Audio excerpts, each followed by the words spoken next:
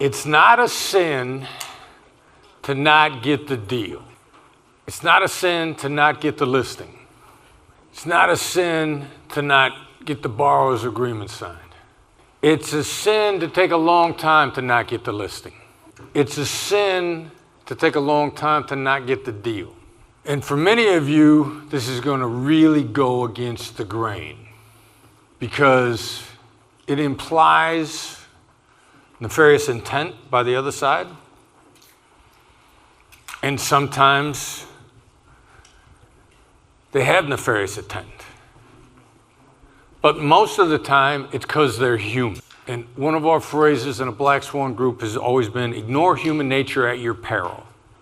Ignore human nature at your peril. And this is about how people make decisions and how human nature actually is. Probably this is a concept that I didn't even imagine was a case. Proof of life. Is there a deal and is there a deal with you? If you don't know who the fool in the game is, it's probably you. But to be played for a fool, are there that many people that are playing you for a fool? What if they don't realize they're doing that? It still doesn't change. It's not a sin to not get the deal. It's a sin to take a long time to not get the deal. And so this whole issue over proof of life is, I didn't think this was possible. I thought this was a figment of the movies. As I'm coming out of hostage negotiation, there's one concept that I just couldn't imagine wouldn't apply to the business world, the human interaction, to your world, is that you're getting played for a fool. Because I'm a time is money person. I thought that I would never engage in an interaction unless I was there to make a deal. And so then one guy, right after the book come out, he said, I wrote a negotiation book. Your book's a great compliment to mine. And I want you to read mine. And it was called Bare Knuckle Bargaining. I'm like, all right, cool. Well, I mean, you're recommending the hell out of my book. I'm going to at least read your book. And I'm getting into it, and he starts talking about the rabbit. The what? The rabbit. And the rabbit is there. You know, the analogy is in a dog race, you know, the rabbit never gets caught.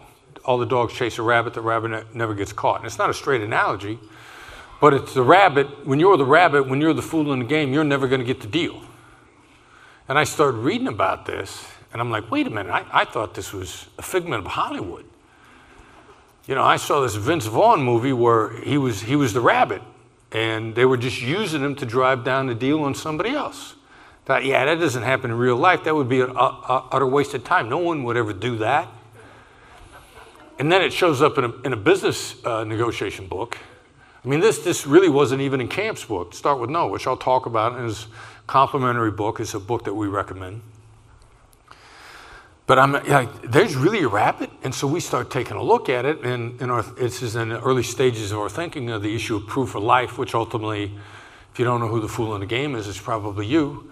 And so we start talking about it, and I start bringing it up, still not having any idea how pervasive this is or how big a chunk of your life it's taken away. And I'm doing a keynote at some conference in Florida, and the guy says, oh yeah, it's in a Challenger sale. It's at least 20% of the time. So I'm like, 20%? Really? And I look at it, and what they do is they basically poll 1,000 executives, and essentially they say, how often do you negotiate or engage in negotiations where you're never going to give the other side the deal? And the executives, 1,000 executives they polled said about 20% of the time. So if this is true, if this hypothesis, if this dynamic is true, and you could just eliminate these, you're automatically making the same amount of money, only working 80% as hard, which then begins to free up your time, which increases your hourly rate, which increases your quality of life. Working less, making the same amount of money, 20% of the time. Now ask yourself, all right, so they asked a bunch of executives and said, how often do you lie to people about your intentions? Are they going to overestimate that? Are they going to exaggerate how much they lie? Or are they going to minimize how much they lie? I poll everybody in the room and say, how often do you lie in a negotiation?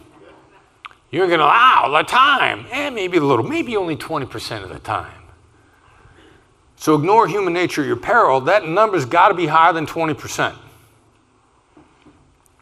As we get into this, you'll see that it's not unusual for it to range up to 80% of the time.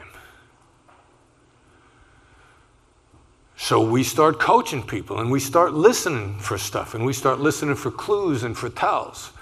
And this was a shift in our thinking, because when the book first came out, we used to say, never ask anybody why, because why creates defensiveness. And that damages rapport. And so we shifted, and I said yesterday, why is a tactical empathy, emotional intelligence, surgical strike? You got to know when you could use it, because we found as international hostage negotiators who've literally negotiated in every culture on earth, everybody's human. Shocking. The tactical empathy, the empathy effects work on everyone, regardless of gender, ethnicity, geography, religion. Tactical empathy is so effective